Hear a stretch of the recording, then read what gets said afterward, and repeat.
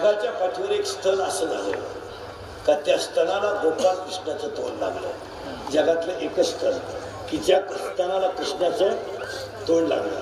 आणि जगातली एकच मांडी का त्या मांडीवर साक्षात गोपाल कृष्ण खेळला. देव देव ज्या मांडीवर खेळला ती एकच मांडी. जेव देवस्थानातलं दूध पेलं ती एकच मांडी. आणि जगात एकच पाय मिळाला म्हणलं की ज्या पायाला स्पर्श देवाचा झाला तो जिजाबाईचा पाय. पण आपण म्हणू या जगात एकच कुस की तिनं शिवाजी सारखा राजा आम्हाला दिला. काय बोलायचं ना, राजा शिवाजी दिला आणि तोही मी शिवाई देवीच्या नवसावरून दिला म्हणून तर नाव शिवाजी दिलं. हात एक म्हणले दोन. तुम्ही गप केला मला, आता तुम्ही का रडता? आई साहेब म्हणतात माऊलीने समाधी घेतली म्हणून मी रडत नाही. तुम्ही तुम्ही रडताय म्हणून मी रडत नाही.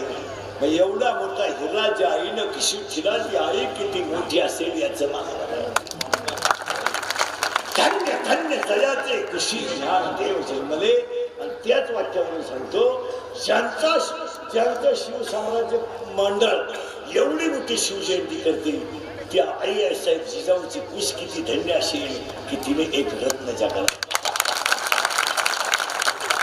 आता एक वाक्य सांगतो, ती कुश किती पवित्र असेल की त्या कुशीनं स्वराज्य दिलं. पण ती माती किती पवित्र असेल की त्या मातीनं स्वराज्याचा निर्माता जन्माला घातला. ती पुणे जिल्ह्यातली माती किती पवित्र असेल आणि त्या कुशीत आपण जन्माला आलो तो महाराष्ट्र किती पवित्र आहे.